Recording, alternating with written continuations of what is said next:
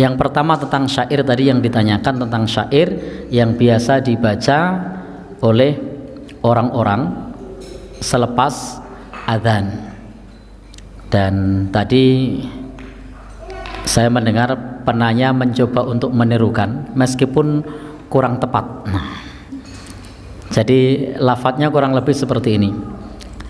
Akeh sing apal Quran hadise seneng ngafirke marang liyane, kafir dewe ra digatekke, gitu ya. Bener Mas penanya, bener enggak? Nah, ya kira-kira seperti itu. Baik. Dan yang apal seperti ini Mas Darwi. Nah. Oh, udah lupa. Baik. Ternyata sudah lupa. Baik. Beliau ini vokalis loh. Masih vokalis. Oh, dulu, sekarang? Oh, baik. Maka tolong dikoreksi. Lafadznya benar kayak gitu tadi? Oh ya, baik. Benar ya. Jadi di situ disebutkan akeh sing apal Quran hadise.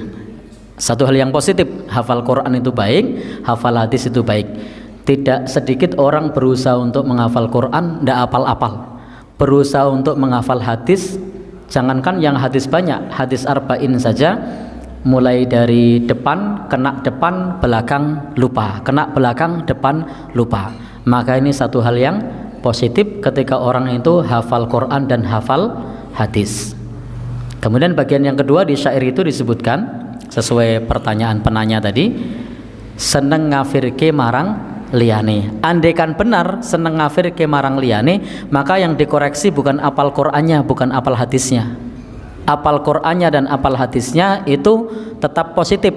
Yang dikoreksi adalah orangnya bagaimana, kenapa kok sampai mengkafirkan orang lain.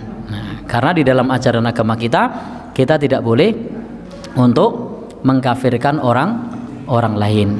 Sehingga ketika ada orang yang sudah hafal Quran, hafal hadis, maka itu satu hal yang positif.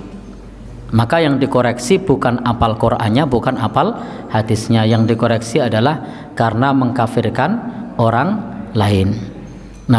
Namun saya juga punya satu pandangan bahwa syair ini juga tidak lepas dari kritik, Di mana letak kritiknya? Seneng ngafirke marang liyane, kafire dhewe ra digatekke. Maka secara tidak langsung dalam syair ini juga menuduh orang yang apal Quran hadis tadi kafir. Sehingga di dalam kritik syair ini adalah kritik yang positif. Sayangnya juga terjatuh dalam proses takfiri sendiri. Coba diperhatikan syairnya. Tolong kalau saya salah dikoreksi. Akeh sing apal Quran hadise, seneng ngafirke marang liyane. Ini kritik yang baik. Kritik jangan sampai mengkafirkan orang lain. Lalu kemudian bagian yang kedua, kafire dewe ra digatekke. Ini menuduh orang yang apal Quran dan apal hadis tadi juga kafir, sehingga ngeritik untuk tidak mengkafirkan tapi terjatuh pada mengkafirkan yang lain. Memang kadang kita manusiawi itu ketika hendak memberikan nasihat terjatuh pula dalam maksiat yang sama. Saya kasih contoh yang lain. Kita bilang kepada orang, ojo seneng ngerasani. Ngerasani ki ora apik. Ini nasihat yang baik. Jangan ghibah. Ghibah itu tidak baik. Contohnya fulan itu loh, kerjaannya ghibah terus. Ini dia terjatuh pula ke dalam ghibah. Jadi melarang ghibah tapi terjatuh ke dalam ghibah. Dan ini pentingnya di sini kita saling mengingatkan. Kadang-kadang kita ora kroso, tahu-tahu kita terjatuh dalam kekeliruan. Maka koreksi itu mutlak diperlukan. Koreksi dari orang lain itu mutlak diperlukan. Kenapa? Karena kadangkala kita tanpa terasa terjatuh dalam kekeliruan. Baik, untuk pertanyaan syair ini tadi, kemudian penanya juga menyatakan dibaca selepas adzan. Nah, ini juga termasuk bagian dari wat'u syai' fi ghairi mahallihi, meletakkan sesuatu bukan pada tempatnya.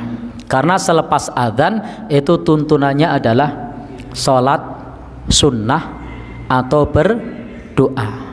Karena di antara dakwatun la turad, doa yang tidak tertolak, itu adalah yang dibaca selepas adzan dan iqamah. Itu di sana ada dakwatun mustajabatun, ada doa yang mustajab. Sehingga itu adalah waktunya berdoa, bukan waktunya bernyanyi. Jadi waktunya berdoa, bukan waktunya bernyanyi. Jadi dalam hadis Nabi juga dianjurkan untuk la yajhar ba'dukum ba'dho, jangan mengeraskan suaramu kepada sebagian satu dan sebagian yang lain. Dalam hal apa? Dalam hal bacaan Al-Quran. Jika membaca Al-Quran saja tidak boleh dikeraskan ketika ada orang yang sedang sholat, apalagi di sini bernyanyi. Lebih-lebih lagi untuk tidak dikeraskan ketika ada orang yang sedang sholat. Nah, karena baca Al-Quran saja itu dianjurkan untuk tidak dikeraskan. Nah, saat ada yang sholat, apalagi bernyanyi. Baik, jadi intinya di dalam syair tadi yang ditanyakan oleh penanya itu ada sisi positifnya, yakni di mana positifnya? Tidak boleh mengkafirkan orang lain. Itu sisi positif dari syair itu. Kemudian kritiknya adalah jangan sampai kita mengkritik orang lain tapi kita terjatuh pada kesalahan yang sama. Andai kemudian terjadi hal itu, maka yang terpenting bagi kita dievaluasi. Satu hal yang lumrah ketika manusia terjatuh dalam kesalahan. Tetapi yang terpenting adalah mau mengevaluasi dan memperbaiki.